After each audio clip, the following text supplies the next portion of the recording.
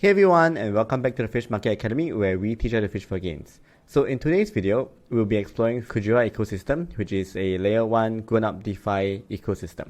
And if you enjoyed this video, do remember to like and subscribe, and let's get started. So Kujira, or Kujira 2.0, because they migrated from Terra into their own app chain on the Cosmos ecosystem, is a grown-up DeFi platform. So let's take a look. And quick disclaimer, nothing I say in this video is financial advice. So what is Kujira? Kujira is a DeFi platform that consists of 3 apps at the moment. FIN, which is the decentralized order book perpetual exchange that we will be talking about soon. And then ORCA, which is the public liquidation platform that was live on Terra, but will be coming soon again on the Polkadot ecosystem starting from there. As well as probably the Atom ecosystem as well. And then there's Blue, which is basically a multi-sender for swapping, minting, bridging, staking, voting, etc. So let's take a look at some valuation analysis. So if you take the current market cap versus the annualized earnings, Kujira has a price to sale ratio of about 314.52. It's pretty high, but it's not unheard of for a very small market cap and fast growing protocol. If we compare the fees, you can see that Kujira is actually one of the more expensive ones, where the maker fee is 0.075% and the taker fee is 0.15%. GMX is 0.1% for both opening and closing, and dYdX is 0.02% to 0%, and taker fee is 0.05% to 0.02%. So dYdX is the cheapest to use, followed by GMX, followed by Kujira. And this makes sense because dYdX has a lot of volume, so you can see their fees is still quite decent, even though their fees that they earn per trade is lesser. And if you look at the fee to volume ratio, dYdX is below 0.1% of the fee to volume. GMX is pretty good. It's about 1.8% from fee to volume ratio. The higher the better. And then Kujira FIN is about 0.2%. But that's not a very important metric, so we can move on. So moving on to Kujira's valuation, right now they are currently valued at 300 plus PS ratio, and if we think PS ratio of 20 is considered fair for a high growth protocol, and we estimate a 10% month-on-month growth for the Kujira FIN, it will require about 15 times its volume, which will take about 32.5 months to reach a PS ratio of 20.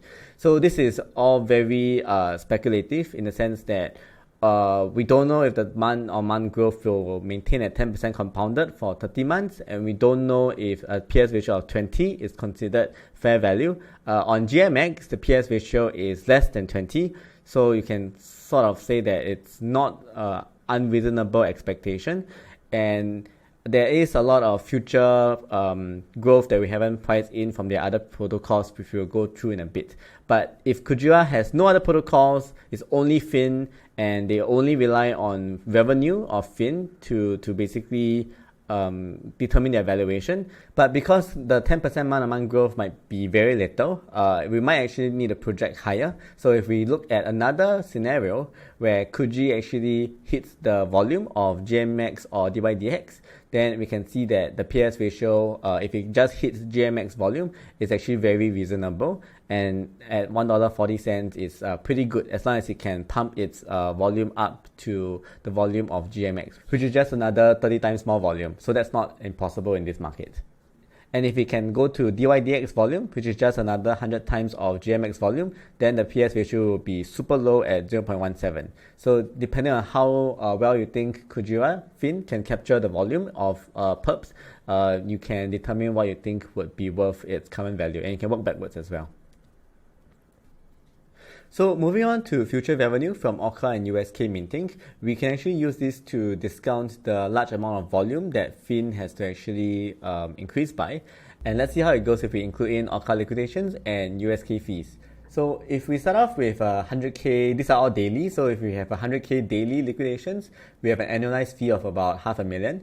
So probably when it first starts out, I don't think there will be 100k of assets to be liquidated on ORCA, but if it catches on and we go into like a bull market, we could even go to 5 million liquidations a day. I think at the peak of Terra liquidations, I think we were liquidating about 500 million a day. So that's awesome. So we just use like 1% of that, that's just 5 million. So if Kujira becomes as big as Terra, then 5 million liquidation a day on crowded days. And if every day is a crowded day, because crypto is just an insane roller coaster, we can get an annualized fee of 27.4 million, which is really good.